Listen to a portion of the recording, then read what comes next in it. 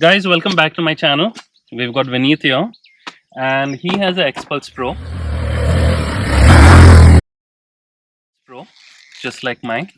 But the difference between his Xpulse Pro and my Xpulse Pro is my Xpulse Pro has a lot of weight added over here. His Xpulse Pro is as light as it can get, so like a proper dirt bike. It So when just doesn't have the exhaust. Yeah. just doesn't have the exhaust, I I kept think. it stock. It's my daily driver, so I have to take to work and all. So it's stock. In terms of exhaust, I don't want the cops. I don't want to run from cops. That's why. Yeah. Yeah. So what made you buy the bike, first of all? Rustom made me buy the bike. Me. So when we had went to IBW and I was riding my CBR 250 while going, I did 400 kilometers and my ass was hurting like hell. थोड़ा shade में आता है. Yeah. Cool. थोड़ा shade में आता है. Shade अभी इधर ही है. So Rustom was like very kind and helpful. He gave me his bike when my ass was paining. He had the CBR 250. Yeah. Which is So- still a good bike, but for long rides, nah. as per my weight, it was a bit more aggressive stance. Yeah. So I happened to ride the Xpulse for quite a good distance, and once I was back in Mumbai, within 1 week, I had bought the new Pro variant, like the Xpulse Rally variant, not the Pro variant. So yeah, that's it. And since then, it's my daily driver. I have stopped using my RXs, which I used to use normally for work. And yeah, that's how it is. Once you use the Xpulse or the Impulse, you'll never go back. In the Yeah. sense, So it's after- just a plush ride, and according to me, this bike just makes perfect sense.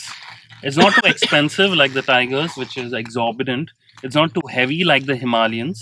It doesn't overheat like the 450 Himalayan. It's light enough. I think the only backdraw is it just can't go above 110 on the Which highways, is totally which fine. is fine. Which is fine. I mean, if it's not windy, you slight downslope, it may go to 118, but 105, 110, that's about it, which is okay for a 200cc bike because the Himalayan can go at maximum 120, having the max double the capacity of our bike. So I think, again, this is your review. You tell me, how do you like your bike? So I love it. Seriously. So after buying the Xpulse, I bought 2 more Impulse. This is one of your This is Impulse. one of my This is one of Impulse. his Impulse over It's here. a race spec, all done up bike. Does 0 to 90 very quickly and dies after 90, but which is fine for trail and or off-roading. Yeah. You will not exceed more than 60 kilometers per hour speed on a trail or off-road. So this is a proper setup. I need to get my tires done on that. And yeah, so I got the rally seat as well. So the stock seat was good, but it was not completing the whole look. And people ask me like, how do you manage to get a sit on a rally with a rally seat? And the advantage is my weight. So I'm 110, and when I sit, it sags down, which helps me to reach easily on the floor. And whenever I'm on traffic or something, it does make it makes me more comfortable and confident. But you kind of get used to tiptoeing eventually. Initially, it's an inconvenience. Right.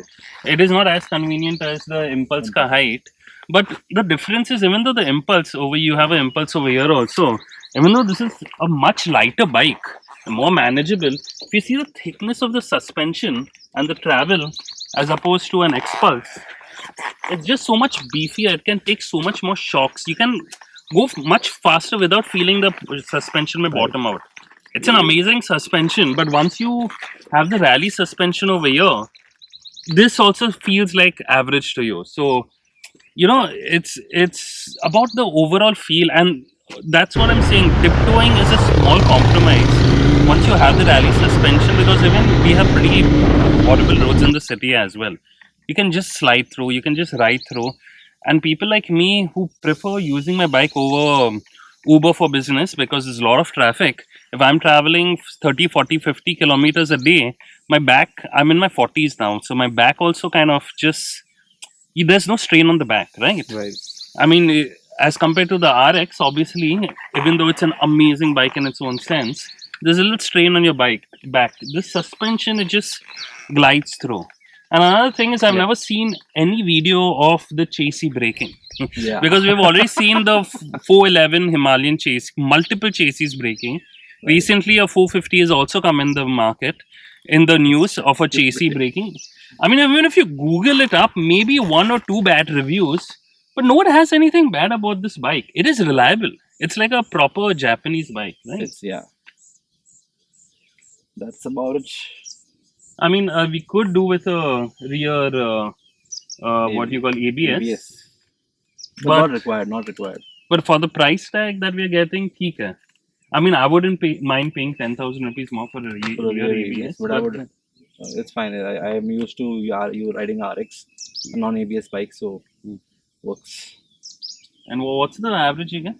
Frankly, I've never calculated, not a bike. See, I always put a petrol on. I full kar de bhai, and it's done. But at least with reference to the RXs, you don't have to go to the petrol pump that often. That's not often. Yeah, it's very like comparatively less. Yeah.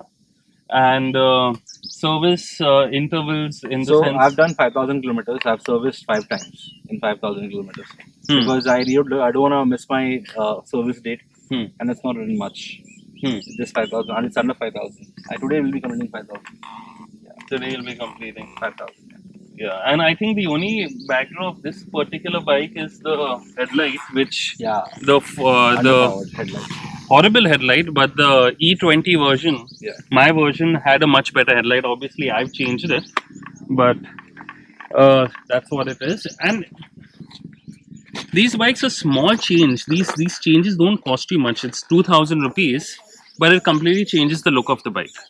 You know, this over here, you just change the front mudguard. It completely changes the look. Obviously, this is a really expensive setup, and it is a little questionable because it makes the bike much heavier, but it gives a Dakar feel. But I'm just saying, this had costed me approximately. See, the MRP is around 1,200. I got it much cheaper in Kurla. This as well, the rear mudguard, approximately 1,000 rupees or so, and it kind of changes the look of the bike. And this bike is very easily customizable. And any improvements that you would wish Hero had done? Launch the 450 or the 400. Yeah, that is what is required. You can beep it, right? Yes, obviously I can. Yeah, I wish you had given a 6-speed gearbox at least, something, because Give more top speed. Give more power. Because the only time you feel there's not enough power is when you go to Goa.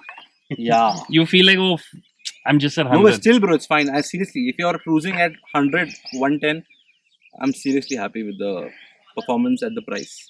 I get that. So guys, if you've come till here, thank you for viewing my video, and I look